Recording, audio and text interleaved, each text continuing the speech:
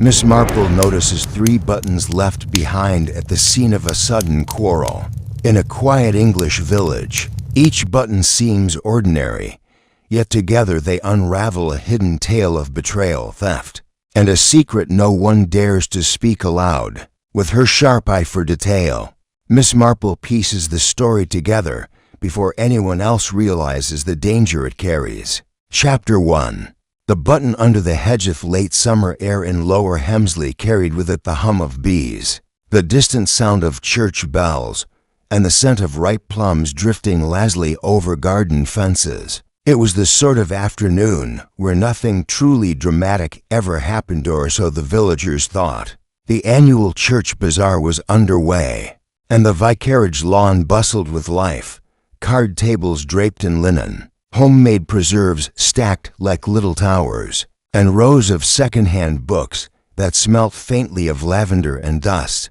Miss Marple arrived with characteristic punctuality, wearing a modest head adorned with a faded blue ribbon and carrying a wicker basket of scones. Wrapped in gingham, she greeted those she passed with a soft smile, exchanging pleasantries with the sort of attentiveness that rarely went noticed. People often mistook Miss Marple's interest in their knitting or their cats as mere eccentricity, rather than what it truly was, a deep and patient gathering of information. Young Alice Denham hurried up to her with the reverence only teenagers bestowed upon the old, when they were not quite sure whether to fear them or adore them. "Miss Marple, we've saved you a seat. Mother insisted you have a good view of the raffle table." "How kind," Miss Marple said gently. "I do love to see who wins what, don't you? People so often pretend to want one thing while secretly wishing for another." Alice blinked at that, unsure whether it was a joke or a lesson. The first signs that something was amiss came just after the lemon drizzle judging. A pair of boys twins, known more for their appetite than their manners, came darting in from the orchard hedge. Pale and breathless, they whispered something to Mr. Ellingham, the groundskeeper, who paled even more than usual and strode off without a word. Moments later, Reverend Latimer followed, frowning deeply. It was not long before Inspector Colin Larch arrived in a dusty Morris car, his face grave. He conferred quietly with the Reverend near the tool shed, while Mrs. Tupper fluttered about demanding to know whether the threat involved squirrels. "I'm afraid," the inspector said, raising his voice to the crowd, "that we've discovered a body." There was a stunned silence. The body, he explained with stiff precision, had been found just behind the hedge that bordered the orchard. It belonged to Mr. Gilbert Moxby, a gentleman of quiet habits who had taken up residence in the Miller cottage some 6 months prior. He had not mingled much, though he had once attended evensong and regularly collected books from the lending shelf at the grocer's. "No visible wounds," Larch added, "but the doctor suspects foul play."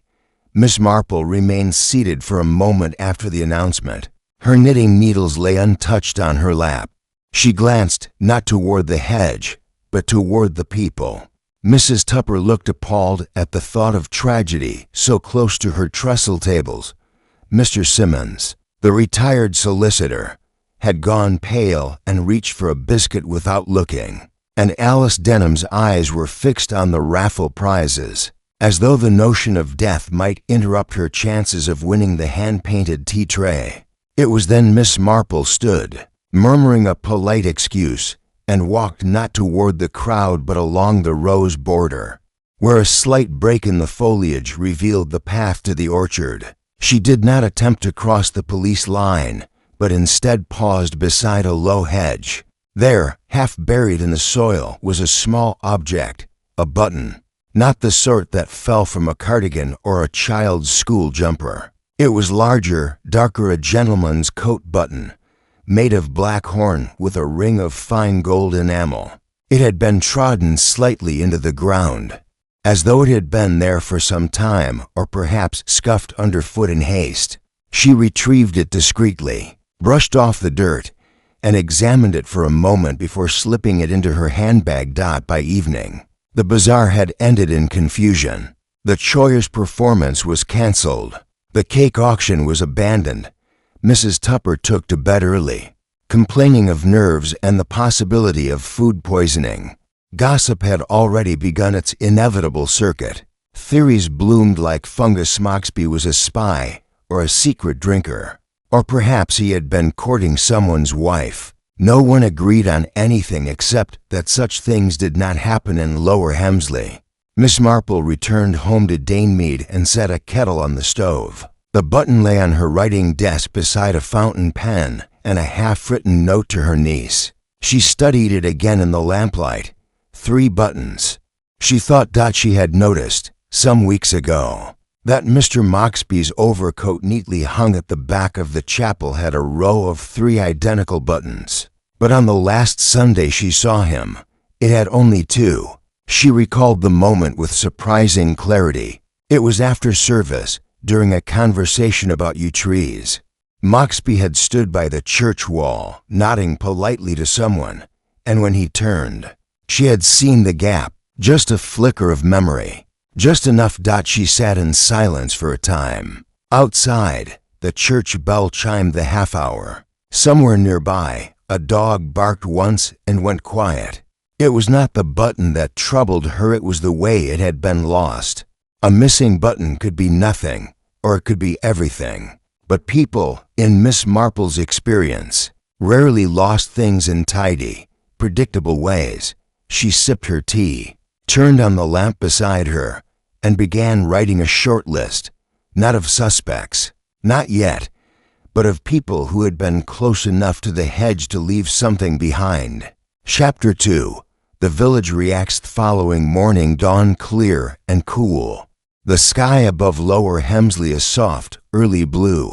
The postman's bicycle clattered along the cobbled lanes. Sparrows scuffled in ivy hedges.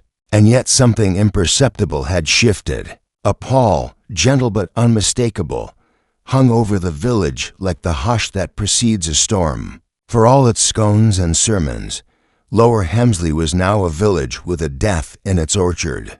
At the grocer's, 2 women stood between the rhubarb and the potato sacks. Speaking in lowered tones, Mrs. Ellis, with her tight curls and tighter judgment, leaned forward to whisper, "They say it was poison." Nothing visible, but the doctor's not talking. And when doctors don't talk, it's always poison. Mrs. Perry, who prided herself on never speculating, though she did it with remarkable consistency, gave a faint gasp. But who would poison poor Mr. Moxby? He barely spoke to anyone. That's precisely the point, said Mrs. Ellis, eyes narrowing. Who was he, really? It was a question already being asked in parlors, bakeries, and drawing rooms across the village. For 6 months, Mr. Gilbert Moxby had lived in Miller Cottage, walked to the post box every Thursday, purchased marmalade and matches from the shop, and borrowed volumes of military history from the church library. He had once been seen sketching the ruined barn near Widow Cartwright's field, and more recently had taken to strolling just after dusk. But beyond these glimpses, no one truly knew the man. He wasn't a writer, I checked, muttered Mr. Simmons. The retired solicitor, over his second cup of tea, said he was between engagements, whatever that means, and he paid everything in cash. Rent, groceries, even the fishmonger. Only criminals pay in cash, declared Mrs. Tupper, re-emerging in full force after a night of vapors. Or artists, at the vicarage. Reverend Latimer tried to strike a composed tone as he met with Inspector Larch over toast and milky tea. The garden gate was never locked. Anyone could have come through. I don't believe this was a random attack, Larch replied. Whoever did this knew Mr. Moxby, or at least planned to meet him. Planned to meet him at the bazaar? The Reverend asked, incredulous. It seems a strange place for murder. Stranger places have seen worse, the inspector said grimly. Miss Marple, meanwhile, went about her morning without commentary. She walked to the bakery for her usual currant loaf and paused to greet the vicar's wife, who was arranging flowers on the church steps, though her manner was unchanged. She paid close attention to each passerby, how they held their eyes, where their hands fidgeted, whether they greeted her too quickly or not at all. In the afternoon, she received a call from Mrs. Banwell, who had once run a dress shop in Cheltenham, and now spent her retirement peering from behind lace curtains and offering unsolicited advice on hemlines and behavior. "My dear Jane," Mrs. Banwell said breathlessly, "you must come for tea at once. I have something most peculiar to tell you." Miss Marple arrived at 3, greeted with a slightly overboiled cup and a plate of limp shortbread. Mrs. Banwell wasted no time. "Yesterday, during the bazaar, I left for a moment just to retrieve my umbrella. Mind you, I never trust the weather. And do you know who I saw slipping round the side path near the hedge?" "I couldn't possibly guess," Miss Marple murmured. "Annabel Crotton," Mrs. Banwell said triumphantly. Annabel Crotton was a name rarely uttered without a pause. Young, elegant, and recently returned to her late aunt's house after 2 years abroad. She had become a source of fascination and subtle alarm. No one quite knew what she had done in Paris, but the village had supplied its own theories, most of them involving a scandal, a romance, or both. She said she was chasing her dog. Mrs. Banwell continued, "But I didn't hear a dog, and I always hear dogs." Miss Marple smiled politely and nodded. "I dare say Miss Crotton will be questioned like everyone else." "Oh, I do hope so," Mrs. Banwell said, "for the sake of propriety. These things must be done thoroughly." Back at Danemead, Miss Marple took out her notepad again. The button lay where she had left it. She studied it once more, then drew a small sketch beside it. The thread around the base had been of a light tan shade, she'd noted earlier. Unusual, considering the button itself belonged to a Blackwell coat. She jotted down a few more names, those who had stood near the orchard during the bazaar, those who had no reason to be near it at all. Later that evening, she had a caller. Alice Denham stood nervously on the step, her hands wringing the hem of her cardigan. "I just wanted to say, I know you notice things, and well, I noticed something too." Miss Marple led her inside gently, offering tea without comment. "It was just after the announcement," Alice said, sitting very upright. "Everyone was gathered near the vicar, and I saw Mr. Simmons. He was holding his coat, and something fell from the pocket when he stepped back. What was it? I'm not sure. It looked like a notebook, but he picked it up so quickly and tucked it away again." "He looked frightened." "Frightened?" Miss Marple asked, watching her closely. Alice nodded. "Not shocked, not sad. Just afraid, as if someone might have seen." Miss Marple did not reply at once. Instead, she looked out the window, toward the vicarage orchard, its silhouette fading in the amber light. People had begun telling stories, but Miss Marple knew that the real story, like the truth, was never the one that shouted the loudest. It was the quiet detail, the missing button, the wrong thread. A notebook dropped too quickly. She poured another cup of tea and waited for the next detail to rise from the silence. Chapter 3, Whispers in the Orchard. The sun had scarcely risen above the ridge of Hemsley Hill when a fresh round of whispers began circulating the lanes. The orchard, still cordoned off with police tape, lay unnaturally still. The breeze that moved through its branches felt sharper than it had just days before, as though the trees themselves were holding their breath. Inside the vicarage, Inspector Larch stood with his hands behind his back, surveying the place where Mr. Gilbert Moxby's body had been discovered. The grass was only slightly flattened now, the indentation barely visible. No blood, no signs of a struggle, only the outline of absence and the memory of shock. Dr. Weatherby, the local physician, with too many ailments of his own, joined him in silence, puffing at his pipe. "You're still not committing to cause of death?" Larch asked. "Not until the lab returns the tox report," Weatherby grunted. "But between you and me, he looked too tidy for a natural death." Lips slightly discolored, a hint of constriction around the neck, like something pressed briefly, not a full strangling. No, more delicate, larch raised an eyebrow. Delicate murder. That's a new one. Miss Marple, of course, was not present for this exchange. She was at her kitchen table, arranging small slips of paper in 3 tidy rows. Each bore a name in her careful handwriting, and beneath each name, a series of underlined observations: behavior at the bazaar, possible connections to Mr. Moxby, and any peculiarities noticed in the past 48 hours. One name now held more lines than any other: Mr. Henry Simmons, a retired solicitor, a man of routine, fond of bridge, critical of modern cooking, and habitually reserved. Miss Marple had long considered him reliable, though curiously guarded.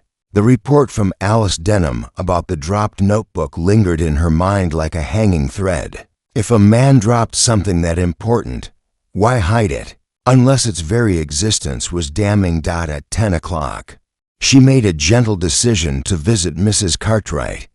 Widow Cartwright, who lived at the edge of the orchard, had one of the few properties with a view of the boundary path and overlooked spot.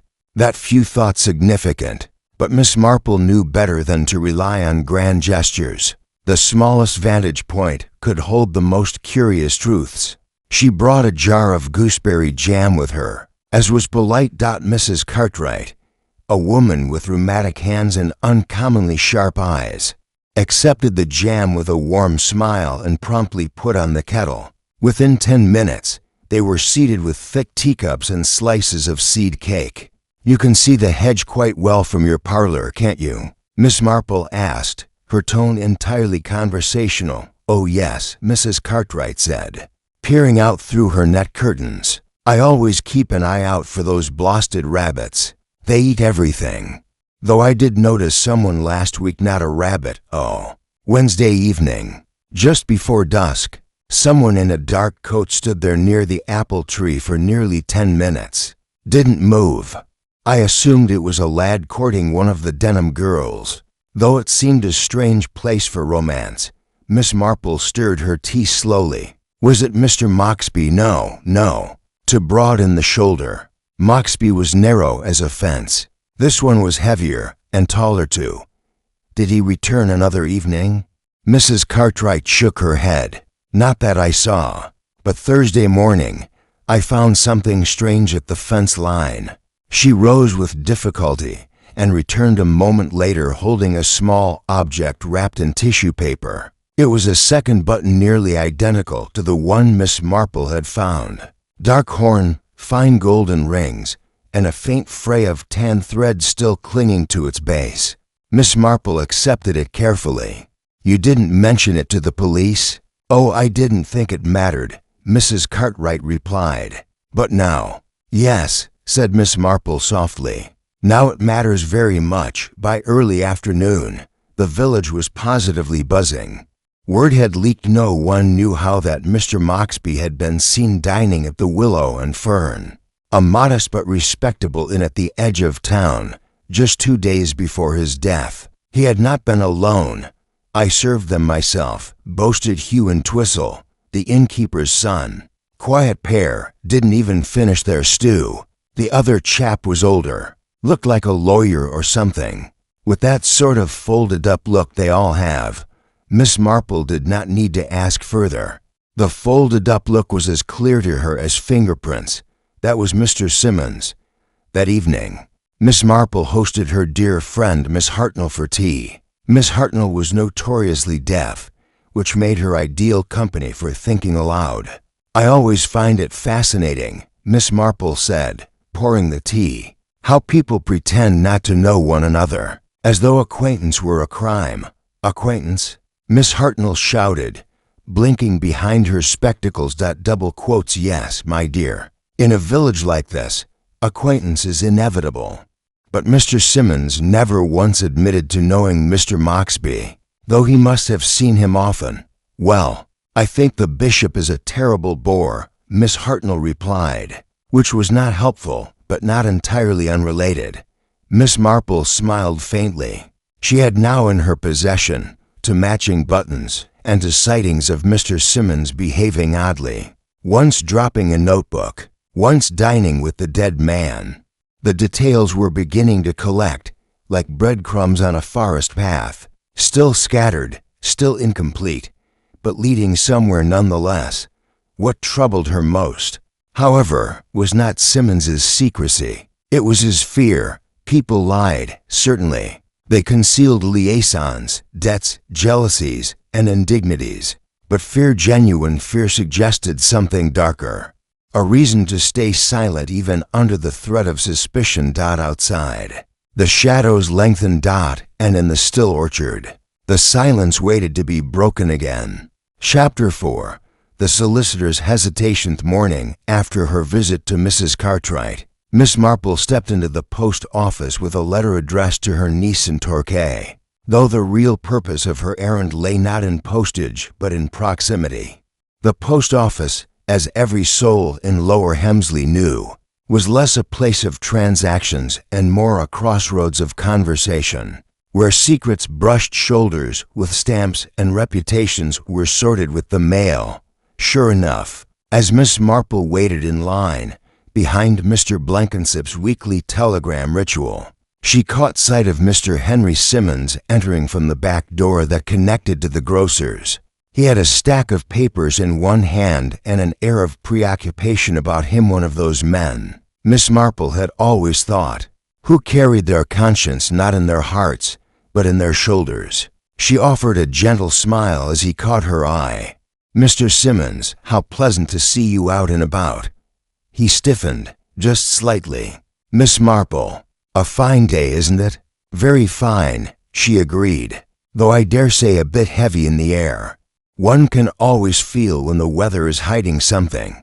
He gave her a look half amusement, half discomfort, and nodded before slipping away with a muttered excuse about overdue statements, but not before she noticed something small, a tiny stain near the cuff of his shirt. Faint, brownish red. Not fresh, not recent, but they're back at Danemead.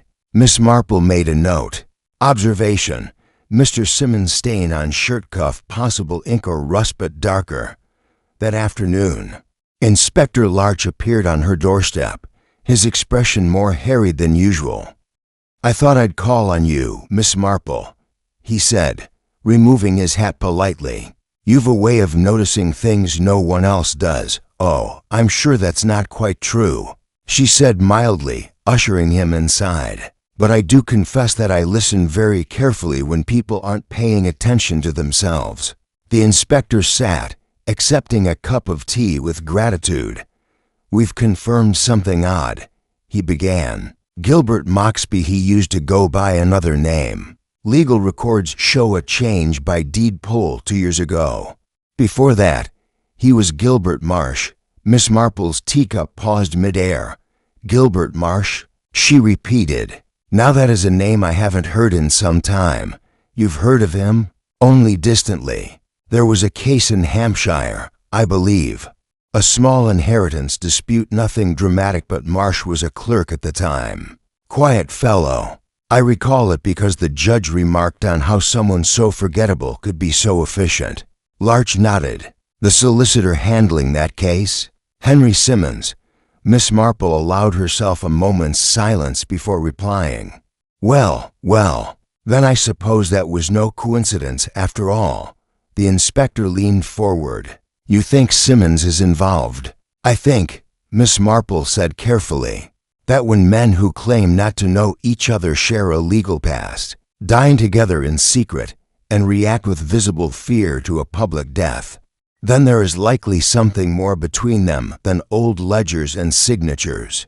Larch scribbled a note. "He hasn't mentioned any connection. Says he barely knew Moxby." "Yes," said Miss Marple, "and he's not the only one holding things back." She then recounted her visit to Mrs. Cartwright, the second button found at the hedge, and the glimpse of a tall man standing by the orchard days before the murder. Larch listened with the tight-lipped focus of a man walking a narrow path through fog. "It could have been Simmons," he admitted, "though we've no way to prove it yet. And there's Miss Annabel Crotton," Miss Marple added. spotted near the hedge during the bazaar by someone who hears everything. She claims she was looking for her dog, said Larch, but no one else saw the dog. Miss Marple stirred her tea. The dog is not the point, Inspector. The question is, why was Mr. Moxby in the orchard at all? It was the church bazaar, and he had no reason to linger there, unless he was meeting someone. Larch looked at her sharply.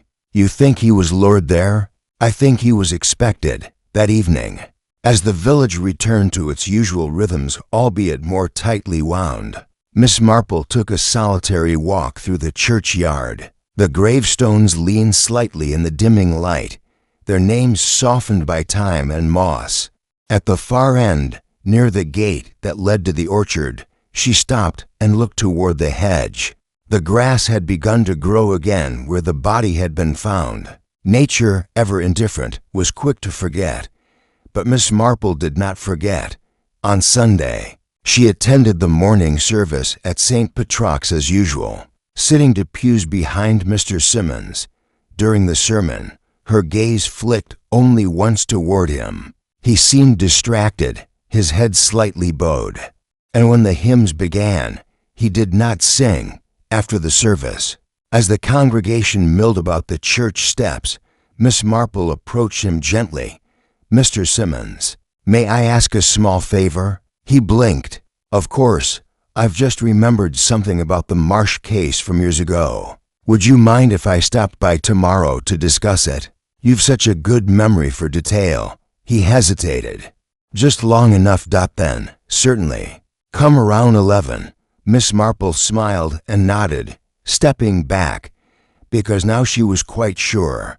Mr. Simmons had been in that orchard. He had dropped something far more than a button, and if she was right, tomorrow he would either confess or make another mistake. Chapter 5. Threads of Silenceeth morning sun filtered through pale curtains at Danemead, casting soft gold over Miss Marple's writing desk. She sat in her armchair, upright but relaxed, a pair of fine gloves resting in her lap. 11 o'clock approached with all the certainty of a ticking clock, and with it, her visit to Mr. Simmons. She reviewed her thoughts with quiet precision. 2 buttons, one found near the body, the other discovered by Mrs. Cartwright on the orchard boundary, a notebook, dropped and quickly concealed, a known dinner shared between Mr. Simmons and the deceased, formerly Gilbert Marsh. And now, a meeting, not an interrogation, not an accusation, just a polite conversation between an elderly lady and a retired solicitor. With a great deal on his mind, she rose at 10:45, pinned her brooch at the collar, and stepped into the soft warmth of the late morning. Mr. Simmons's cottage stood 2 lanes over, a modest but well-kept house with ivy that clung a little too tightly to the windows. As she walked the path, Miss Marple noticed a cluster of rose petals fallen near the steps, still fresh, a vase overturned inside, perhaps, nervous hands, restless pacing. He opened the door almost the moment she raised her hand to knock. Miss Marple, he said, voice formal.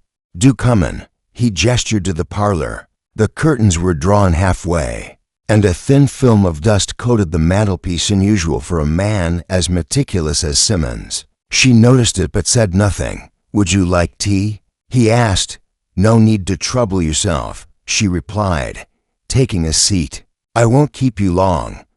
He sat across from her, knees together, fingers laced tightly. A tremor fluttered once through his hand, then vanished. I've been thinking about Gilbert Marsh, Miss Marple began gently. Or Moxby, I should say. Simmons nodded, but said nothing. I remembered his name only when Inspector Larch mentioned it. But the case he was involved in, it was some kind of inheritance matter, wasn't it? He cleared his throat. Yes, routine, mostly. The deceased had no will. Marsh was the clerk for our firm. No personal connection. No connection, Miss Marple repeated with a faint smile. And yet, you dined together at the Willow and Fern just 2 days before his death. Simmons blinked. His mouth opened slightly, but no words emerged. I ask only, Miss Marple continued, because it's rather unusual to dine privately with someone one doesn't know. We hadn't seen each other in years, Simmons said at last. It was chance. He recognized me in the village, asked to speak. He said he wanted to make amends. Amends? Her tone remained mild. He felt guilty. About the case. Said he'd lied in a sworn statement. It didn't affect the outcome, but it had weight on him. Miss Marple watched his eyes, not his words. And what did you do with that information, Mr. Simmons? He hesitated. I told him to leave it in the past. Miss Marple's fingers brushed the side of her handbag. Did he mention anything else? A pause. Then, he said someone else knew. Miss Marple allowed the silence to deepen. When Simmons looked up again, there was fear in his eyes. Not guilt, not grief. Fear. Was he being blackmailed?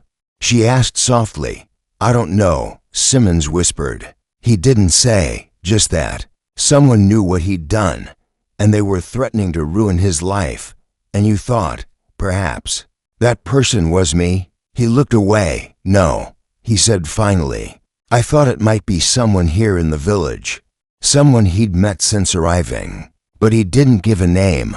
Miss Marple studied the man before her. His fear was real, but it wasn't the fear of a killer. It was the fear of someone being drawn into a trap. He thought he'd escaped long ago. May I ask one more thing? She said, reaching into her bag. She held up the button.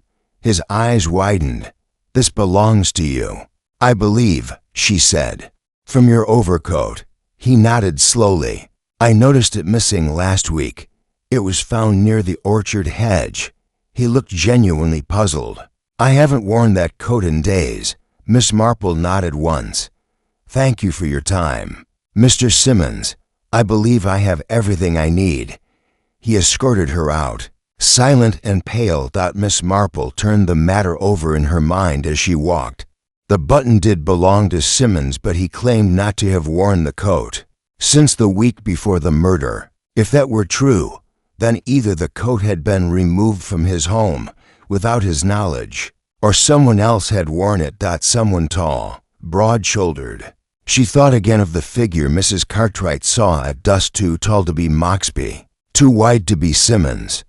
Back at Danemead, she found a note slid under her door. It was unsigned, written in faint blue ink on cheap stationery. Meet me by the well at dusk. I know who he was waiting for. No name, no time given. Only one well stood near the orchard, the old stone one behind the vestry wall. Long since dried up. Miss Marple folded the note slowly, then reached for her hat. She would go, of course, but she would not go alone. Chapter 6. The meeting at the Wealth vestry well stood at the edge of the old churchyard, hidden behind a moss-covered wall where nettles grew tall and a lichen-patched sundial leaned uselessly in shadow. It had once been the source of the village's drinking water, though now it served only to draw ivy and folklore. Children dared each other to peer down its mouth on foggy evenings, and the older villagers whispered that it held secrets deeper than stone. Miss Marple arrived 5 minutes before dusk. She wore her gray shawl and a sensible walking stick, more for appearances than for need, and waited at the edge of the clearing, keeping a careful eye on the narrow path from the orchard. Inspector Larch stepped from behind the light gate as arranged, nodding to her with silent understanding. She had sent him a discreet note that morning, requesting his presence for a curious encounter, and to his credit, he had come without question. I expect someone will arrive shortly, she said. Eyes on the path, and you don't know who? She shook her head. The note was unsigned, but I suspect it's someone with a nervous conscience. They waited in stillness. The light waned, brushing the sky with streaks of gold and rust. Birds began to settle in hedges. From the village came the faint clink of crockery and the murmur of supper-time voices. Then, at last, the crunch of footsteps. From the far side of the hedge, a figure emerged, hesitant, wrapped in a dark coat with the collar turned up. It was Annabel Crawton. She paused as she saw them both. her eyes flicking from Miss Marple to the inspector, lips parting in surprise. "I didn't know you'd bring anyone," she said. Voice taut. Miss Marple inclined her head gently. "I thought it best. One never knows what might be confessed at twilight." Annabel hesitated, then stepped forward, arms crossed tightly over her chest. "It wasn't me," she said quickly. "I didn't do anything. But I know who he was meeting that day." Miss Marple gestured toward a flat stone bench. "You're quite safe, my dear. Sit down. Tell us what you know." Annabel sat, fingers twisting the strap of her handbag. "I didn't mean to eavesdrop," she began. "It was a week before the bazaar. I had taken the path behind the orchard to get to the vicarage. I wanted to avoid Mrs. Tupper. She's always asking questions, and I saw Mr. Moxby standing near the well. He looked nervous, kept checking his watch, and then," Miss Marple asked gently, "then someone joined him, Mr. Blount." Inspector Larch's eyes narrowed. "Harold Blount, the baker?" Annabel nodded quickly. "Yes, I didn't hear much, only a few words. Something about a payment. Moxby said, 'You told me it was finished, that no one would find out.' Blount said, 'Things have changed, that's all.'" Miss Marple pressed her lips together. "You didn't think to report this?" "I was frightened," Annabel admitted. "Blount's always been kind to me, but there was something in his face that night, cold, like he was holding something back." Inspector Larch made a note in his pocketbook. "You're certain it was Harold Blount?" "I swear it." "Thank you," Miss Marple said, her voice kind. "You've done the right thing now." Annabel left quietly, her steps hasty but controlled. When she had disappeared down the lane, Larch turned to Miss Marple. "Blount, that's unexpected." Miss Marple didn't answer at once. She stood by the well's rim, gazing down into the empty shaft. A faint breeze stirred the ivy. Then she said quietly, "Harold Blount has always been helpful. Donates extra bread to church events, remembers everyone's birthday. But he's also a man who keeps his books impeccably neat to neat, some would say. And he was once involved in a questionable land deal outside Ledbury, if I recall." Larch frowned. "You think Moxby knew something about that? Or perhaps Blount thought he did," Miss Marple replied. "Guilt is rarely needed to justify murder. Sometimes suspicion alone will do." They parted with a promise to speak again the next morning. But that night, Miss Marple could not sleep. She sat at her window, the village quiet beneath a silvered sky, and let her thoughts wander through the orchard path, the churchyard, the hedgerows thick with stories. The pieces were beginning to fit, but only just as Simmons was afraid but not guilty. Annabel had seen something, yes, but only what she was meant to see. And Blount, he had motive and proximity, but there was something too convenient about his sudden appearance in the tale. She looked again at her desk, where the 2 buttons lay side by side. 3 buttons. She had first thought. Now only 2 were accounted for, and that meant one was still missing, or worse, it had never been a button at all. Chapter 7. A trail of bread and Threadby the following afternoon. Lower Hemsley had fallen into one of its strange half-silent moods of peculiar stillness that came over the village only when something was amiss. The sound of footsteps seemed louder, shop doors creaked longer on their hinges, and neighbors who would otherwise linger for conversation now nodded tersely and disappeared behind lace curtains at the Willow and Fern, where old Mr. Carstairs usually read aloud from the paper in his preferred corner. The only conversation was a murmured one at the far end of the bar, speculation about Harold Blount. The baker was not arrested, not yet, but the moment his name had entered the air, it clung to it. Miss Marple, however, was unconvinced.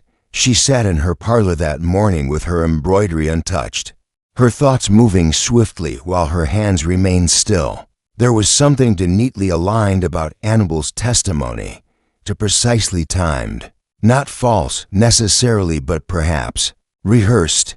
Harold Blount had been part of the village all his life. He had baked the wedding cakes of 3 generations and donated hot cross buns to every Easter service without fail. But Miss Marple, for all her kind-hearted reputation, had never believed in saints made of flour and yeast. Even good men, she knew, had shadows. It wasn't the possibility of guilt that troubled her, but the ease with which it had suddenly attached to him. It was nearly midday when she decided to visit the bakery. A bell above the door jingled brightly as she entered, and the warm scent of fresh loaves wrapped around her like a shawl. Harold Blount stood behind the counter, sleeves rolled, apron dusted with flour. His expression, however, was tighter than usual, forced smile, tired eyes. "Miss Marple," he greeted. "You've come for your barley loaf, I expect." "Yes, thank you, Mr. Blount," she replied. "And perhaps a word, if you've a moment." He glanced around. The shop was empty, I suppose, he said cautiously, placing the loaf in a paper bag. Miss Marple leaned slightly on her stick. "There are rumors, you know. I've heard," he said quietly. "And none of them are true." She nodded, accepting the denial as gracefully as one accepts a cup of tea they don't intend to drink.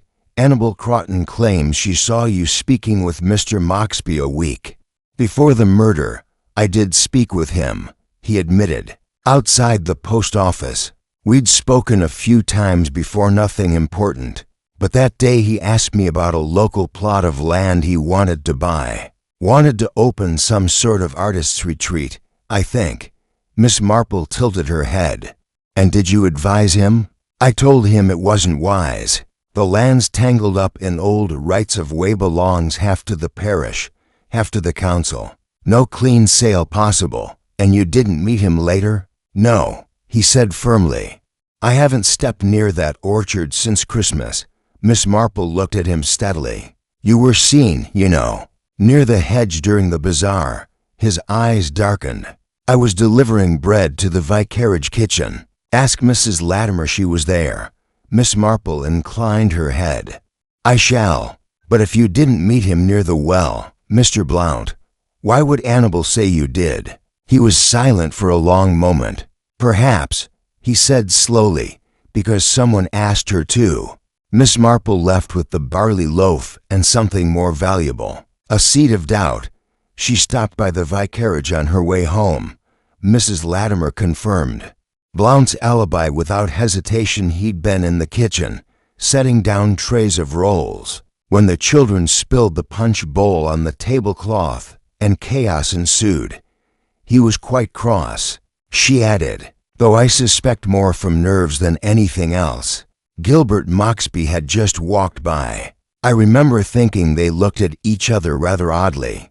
Miss Marple returned to Danemead with her mind no less clouded, but certainly more curious. By the time dusk fell, she had compiled a fresh list. Dotmer, Simmons, afraid, but not dishonest. Knew Moxby's past. Mr. Blount, alibi confirmed. Seen speaking with Moxby, but not alone. Miss Crawton delivered a too convenient accusation. Motive unclear. The third button still unaccounted for. The notebook still unexamined. The missing notebook, the one Alice Denham saw fall from Mr. Simmons's coat, lingered in Miss Marple's thoughts like a final puzzle piece that refused to fit. That evening, she hosted Alice for tea once more. The girl arrived slightly breathless, cardigan buttoned unevenly, and took her usual place by the fire. "I've thought about it," Alice said before she even sat properly. "That notebook, he dropped it, was small, black, with a red elastic band. I only saw it for a second, but I've seen one like it before." "Where?" Miss Marple asked. "In the church vestry," Alice said. "A few weeks ago. Mr. Moxby was in there waiting for the vicar. He left something on the table while I was cleaning the candlesticks. I didn't touch it, but I remember the red band." Miss Marple felt the tiniest flicker of excitement.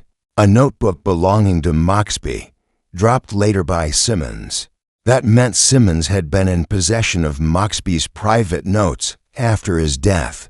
Why? "I wonder," Miss Marple said softly, "if that notebook is still in Mr. Simmons's study."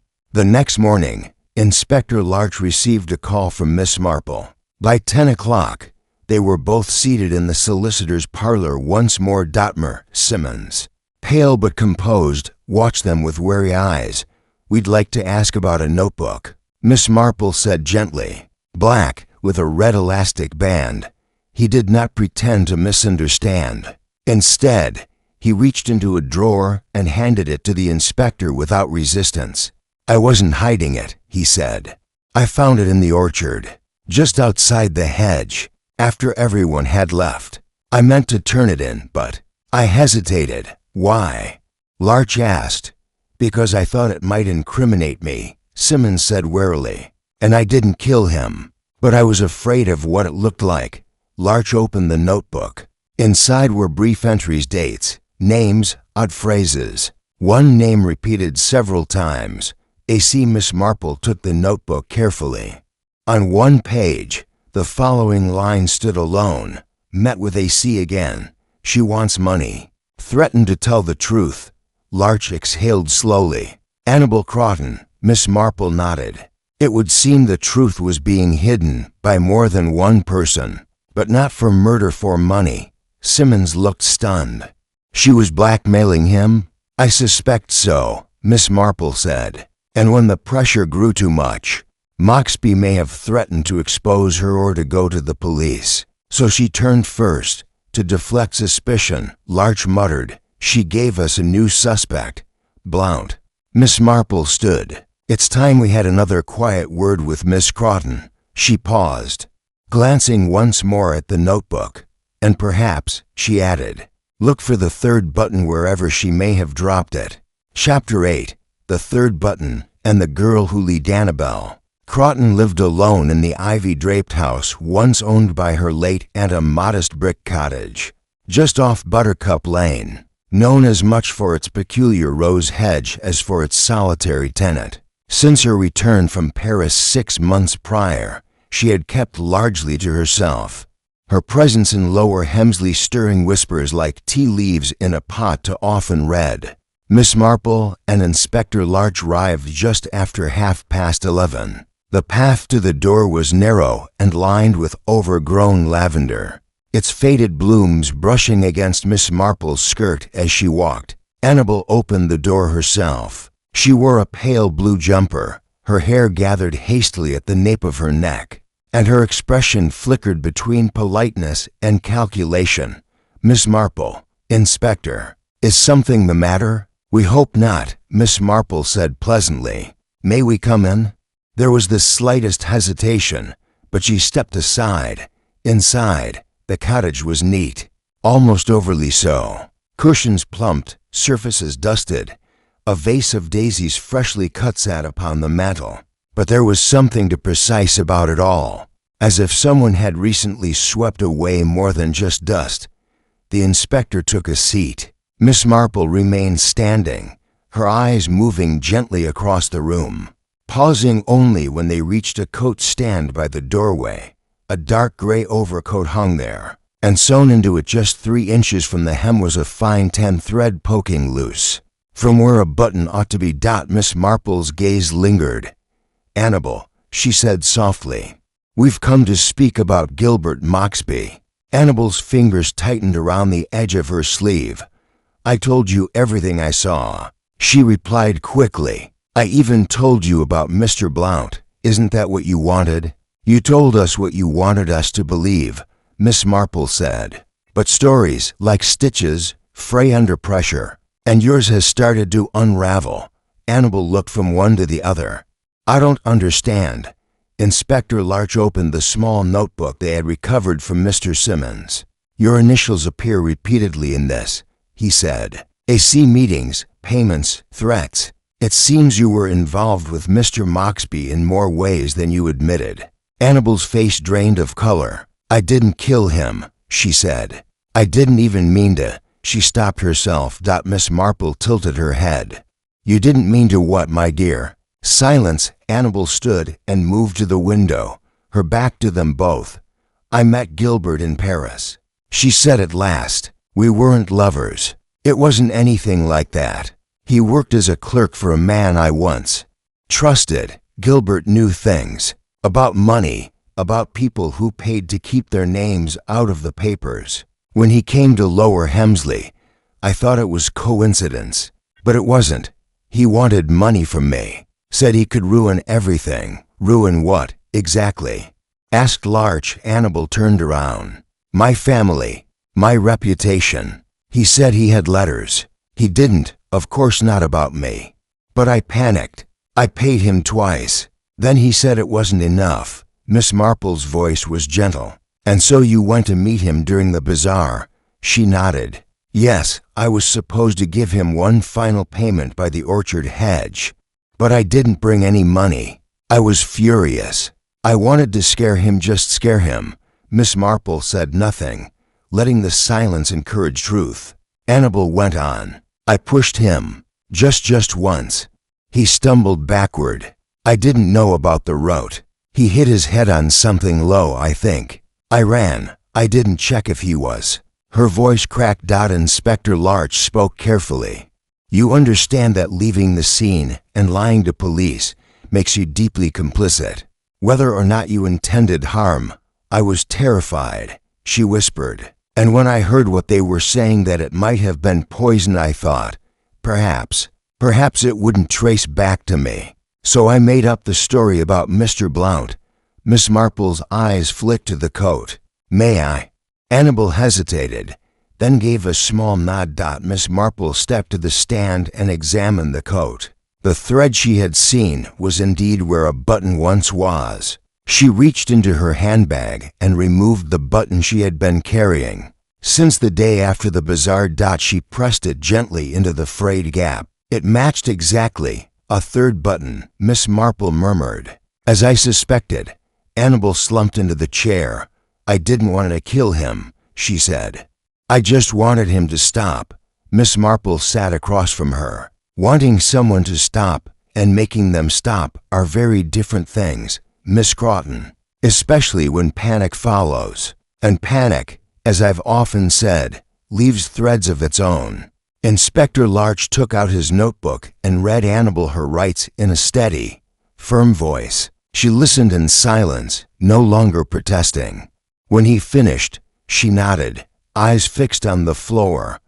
After she was taken into custody, Miss Marple stepped outside into the cooling afternoon. The sun cast long shadows across the stone path, and the breeze had turned brisk. Larch joined her, his hands in his coat pockets. Well, he said, that puts an end to it. Not quite, Miss Marple replied. It explains the death, yes, but the lies around it, they will linger. Larch looked puzzled.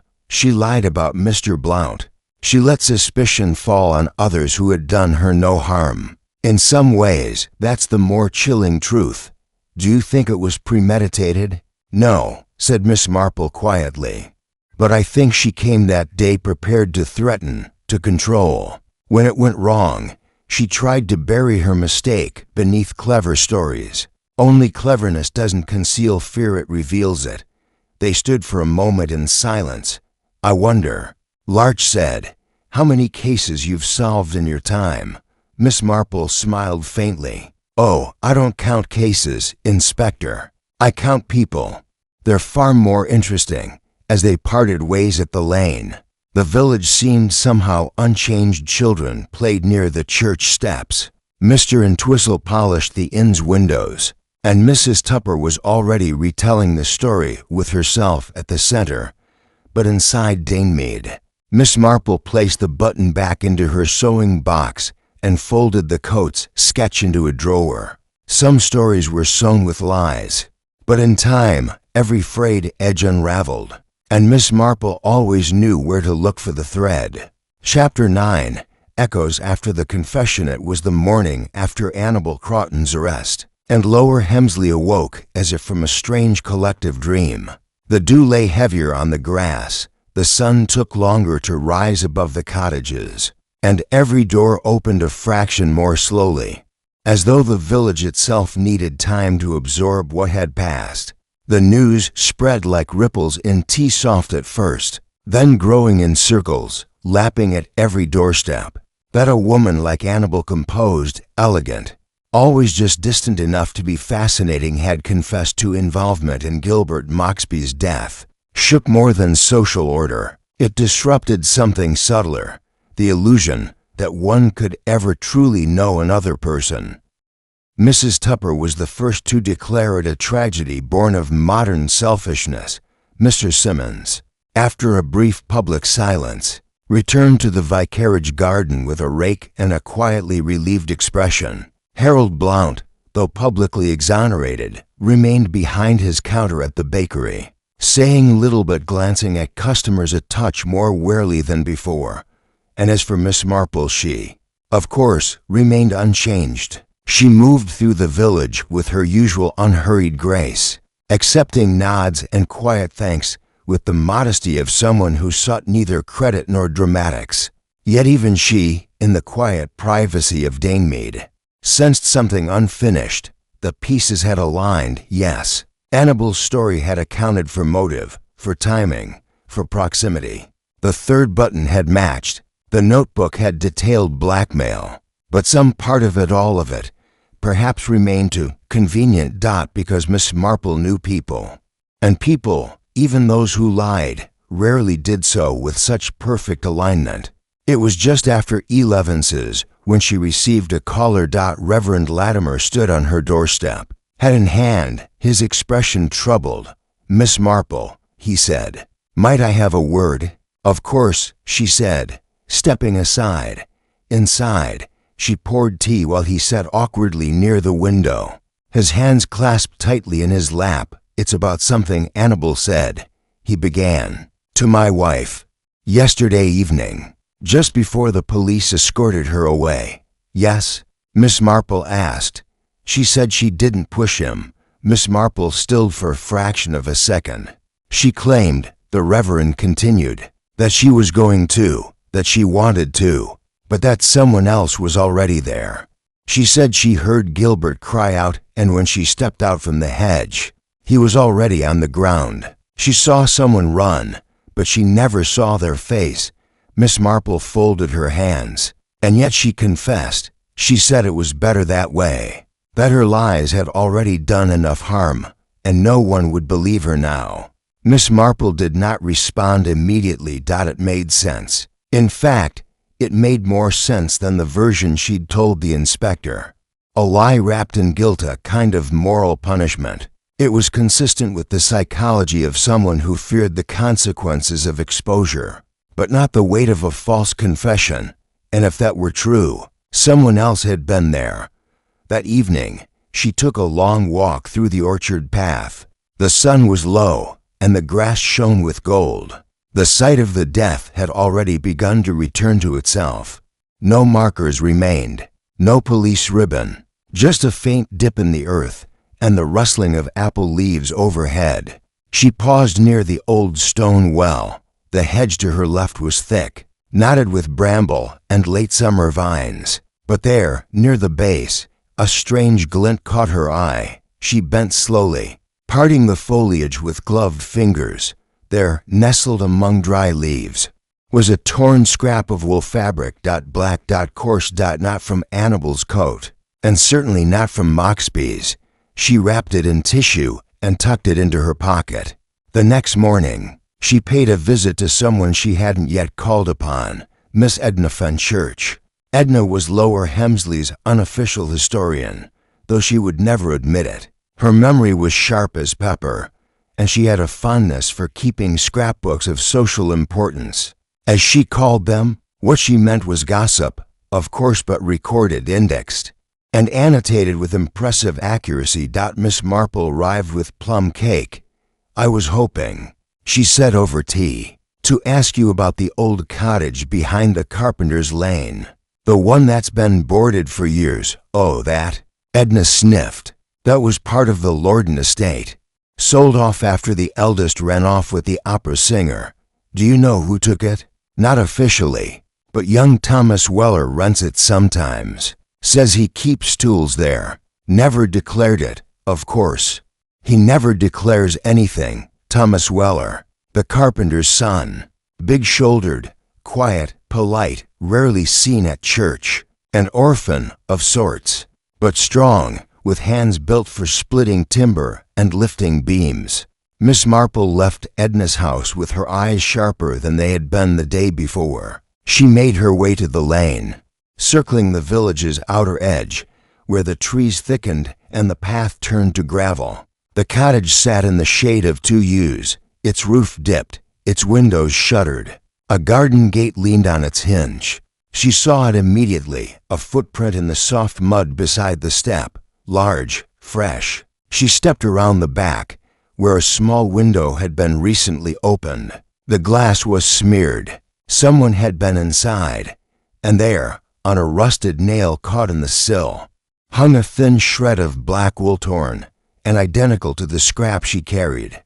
Miss Marple did not linger. She returned home, telephoned Inspector Larch, and by late afternoon, they had Thomas Weller in custody. He confessed within the hour. "I didn't mean to kill him," he said. "I just wanted him to leave."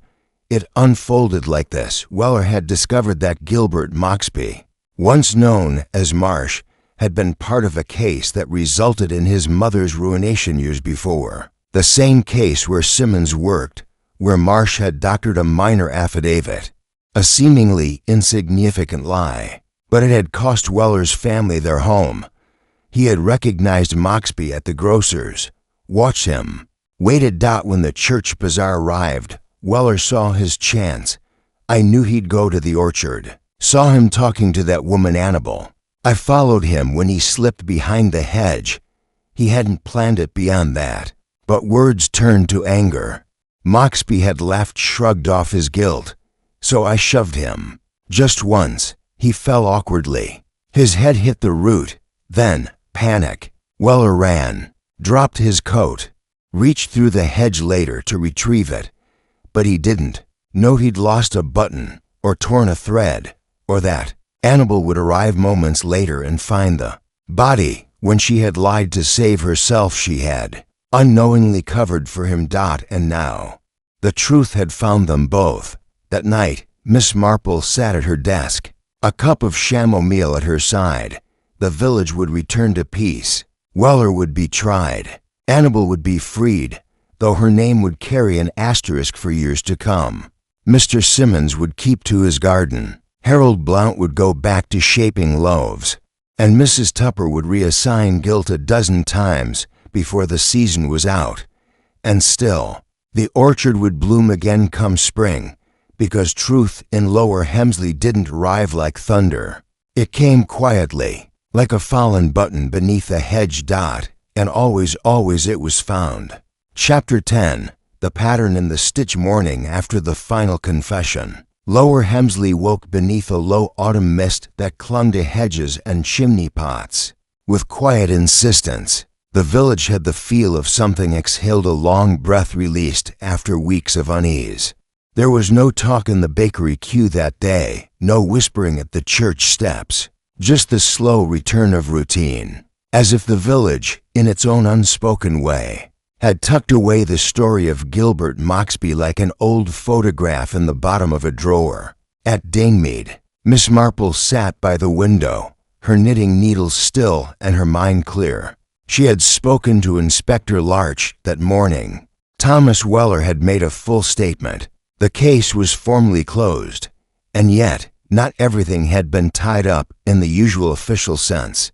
No grand trial would restore reputations. No verdict would replace what had been lost. But that was not the kind of justice Miss Marple had ever relied upon. Truth, she knew, wasn't something revealed in courtrooms. It was revealed in pauses, in buttons, in the odd silence between words. She poured a cup of tea and allowed herself a moment of quiet satisfaction. There had been 3 threads, 3 people, each tangled in different ways round Moxby's past. Simmons, burdened by guilt but not crime. Annabel, guilty of deceit but not murder. And Weller, whose grief had been left to fester too long beneath the surface. The crime had been born not out of careful malice, but from that most tragic human impulse, rage mistaken for justice. Miss Marple understood that kind of anger. Not personally, perhaps, but from observation. It wore many disguises: righteous cusses, vengeful tears, quiet resentment, and if left unchecked, it could harden even a decent man into someone capable of a shove with fatal consequence. She recalled Weller's face as he gave his confession, not the hardened mask of a killer, but the broken countenance of a man who had spent years speaking only to his own bitterness. It was not hatred that had killed Moxby. It was the belief that the past owed him something. The village, of course, would recover. It always did. Miss Tupper had already planned a fundraising tea for the church roof that now, curiously, everyone had forgotten had already been paid for. The gossip would pivot to the vicar's new sermon series, or Mrs. Denham's mysteriously missing floral teapot. Life, as it always had, would move forward, albeit with the faintest limp. Only a few would carry the memory of the truth. Alice Denham, for one, had written Miss Marple a thank you note clumsily folded, but heartfelt. Her eyes had been opened, not just to the darker undercurrents in her village, but to the quiet resilience of observation. Miss Marple, reading it by candlelight, had smiled softly. There would be another watcher in the world now, someone else who listened between the words. And as for Annabel, she left Lower Hemsley within a week. No one saw her off. But Miss Marple received a short letter, posted from London, with only one sentence: "I owe you my freedom, and perhaps more than that, my honesty." Miss Marple placed the letter beside the notebook with the red elastic band, and the sketch of the buttons, not for keepsakes, but for memory, because memory was the only true justice most people ever received.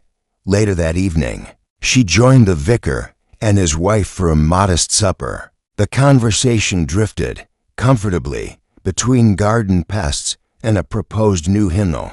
No one mentioned the orchard. No one said Gilbert Moxby's name. But as they parted ways beneath the gaslight at the lane's edge, Reverend Latimer paused. "You were right, you know," he said. "About what, dear?" Miss Marple asked gently.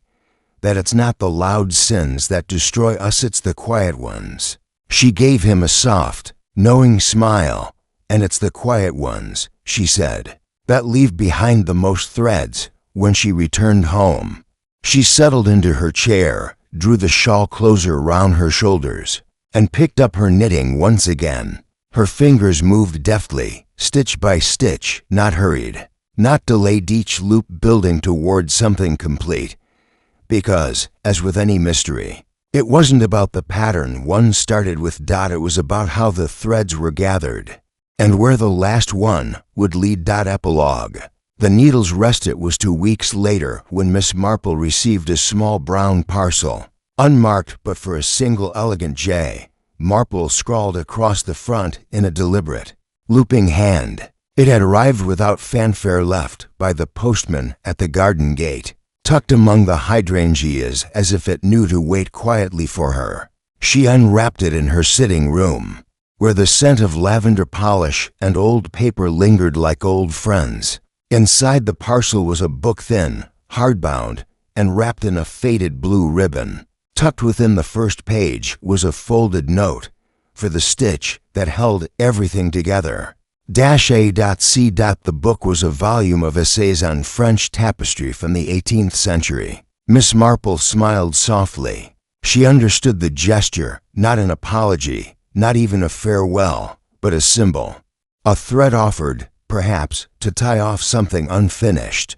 She placed the book on the shelf beside a faded copy of The Psychology of Criminal Intent, one of her most annotated volumes. Then she moved to the writing desk and opened her ledger, the one she used for recording names, memories, and moments worth saving. Beneath Moxby, Gilbert, deceased, and Weller, Thomas, confessed.